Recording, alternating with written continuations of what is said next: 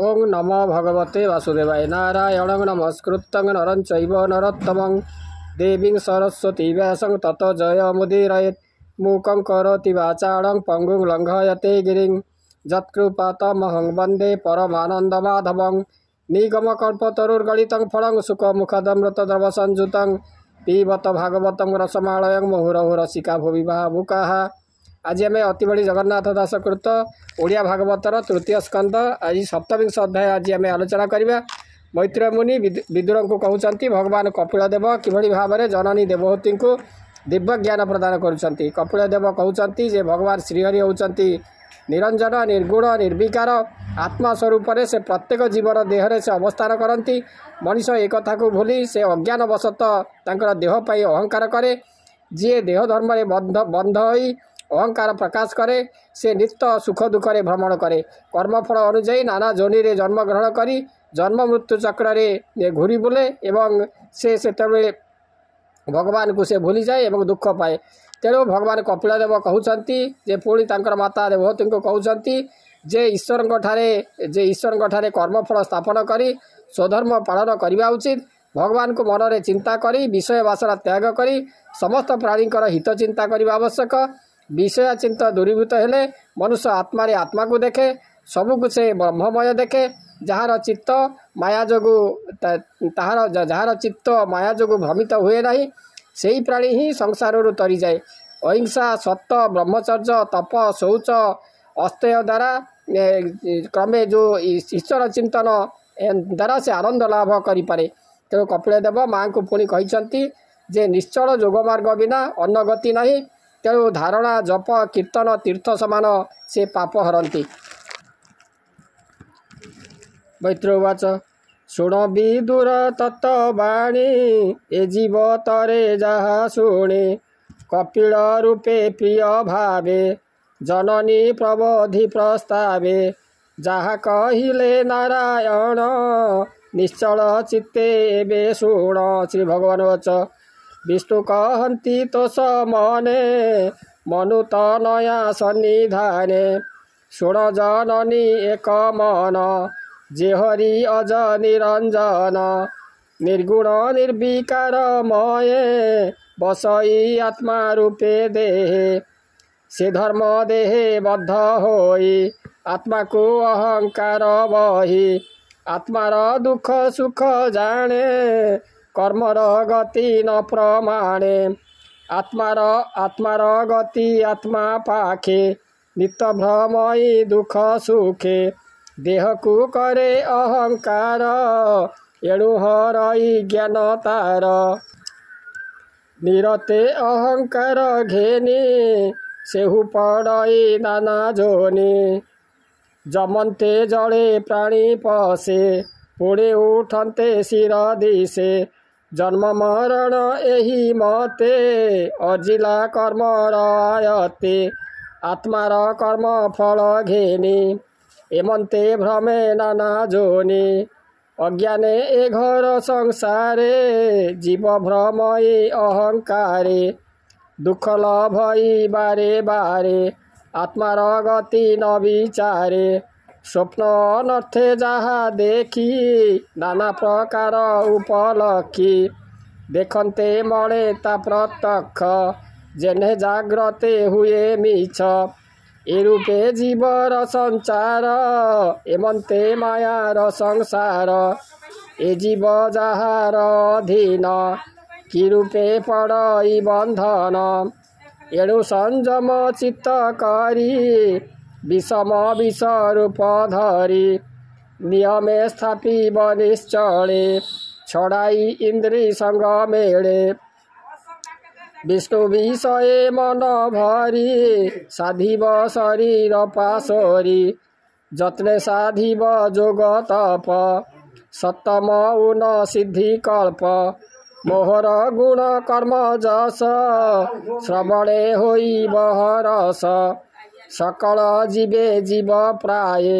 नित्य देखिब विष्णुमये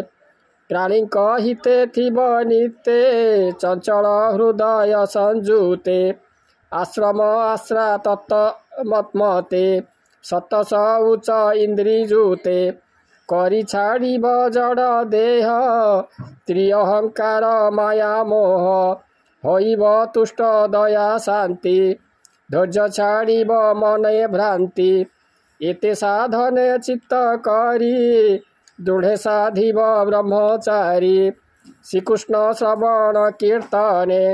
निरते साधिब जतने ए सर्व प्रकाश अधीन खंडई जीवर स्वाधीन हरिचरण भक्ति बिने उपाय न घटैयाने एबे जननी धीरे शुण कहिबी जोगर लक्षण त्यजीव विष्णुर भ्रमण मनर संतोष बंधन संतोष चित्ते जथा लाभे भज चरण जथा भावे ए ग्राम धर्म परिहरी मुख आसने आश्रय करी जीव कुशल सर्वस्थाने चिंतिब परम जतने दूरे ते जीव मिथ्या भाषा दूरित बुद्धि पर हिंसा धन अर्जन अति गाढ़े चिंता न करी बनी बीड़े तपस उच्च ब्रह्मचारी वेद अभ्यास नित्य करी पुरुष अर्चना मौन साधिब जोगर आसन पद्म आसने सिद्ध मने रुंधिब इंद्रिय पवने समाधि धारण मौनि अष्टांग जोगे थाई मुनि जहाँ चिंतन्ति तत्वज्ञानी परम ज्योति रूपे रमी विष्णुर श्रवण कीर्तने सुसंग करी बजतने एमंत दुष्ट दुराचार स्वभावे बले बलियार विष्णु भजन रज्जु गले बंधन न रहे निश्चले विष्णु चरणे पद्म दुई ध्वज अंकुश विराजई चंद्र किरण नख पंती गंजेश शंकर ज्योति निरते चित्ते जार बसे हृदय तम बेगिनासे जापद पद्म सोचनेर भावे शंकर बहे शिर तेणु ईश्वर पद धरे अन्ते से जगत संहारे से पाद पद्म अविरते हृदय चिंतन्ते दृढ़ चित्ते तेबे भकत तमनासे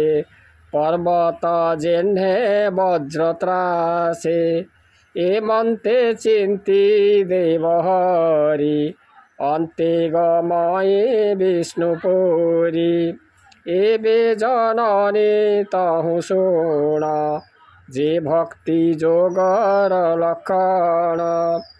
दम्भ मत्सर हिंसा छले क्रोधे कुटिल भाव बले जे विष्णु भजे हित ज्ञाने जे विष्णु भजे हीन ज्ञाने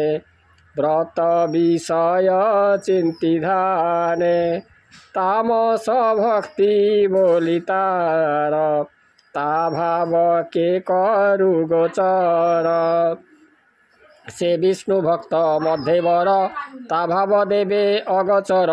दारा तनय धर्म अर्थे विष्णु को भजी बाजे मंते राजस भक्ति बोली तारे पांचई आत्मार प्रकारे बाह्य अंतरे माया तेजे केवल विष्णु भावे भजे सात्विक भक्ति बोली तारे नबुरे संसार सागरे शुण राजन परिमाणे विष्णु जे मंत निर्माणे विष्णुर गुण गुणी जेबे रोमपुलक तनु भावे आनंद नेत्रु अश्रु बहे कंठ गदगदे वाणी बहे चेतना बुद्धि अहंकारे जे भूत विषय गोचरे ए सर्वहरि भाव माने गंगा समुद्रे मिसे जिन्हे सात्विक भक्ति बोली तारे से ही दुर्लभ ए संसारे त्रिगुणबद्ध से मिलई उदय अस्त तार नाही एमन्ते भक्ति चारि भावे तो आगे कहिली प्रस्तावे मुक्ति ये चारि भागवनी संजमे सुन गो जननी ए चारि मुक्ति जे प्रत्यक्षे गोविंद भक्त न गच्छे नित्य भावन्ति निर्विकारे से धन संसार सागरे के जानी पारे तार भाव सेठी प्रत्यक्ष पद्मनाभ से चारि प्रकारे प्रमाणे भक्ति लक्षण एबे जानी अविद्या बंध एबे नाश निर्मल निर्मल कैवल्य प्रकाश एवंते भक्ति जोग बाणी कपिल माता आगे भणी संसार जन हित अर्थे तृतीय स्कंदे भागवते ज्ञान अमृतमय रस कहिला जगन्नाथ दास इति श्रीमद्भागवते महापुराणे परमहंस्यां संहितायां 82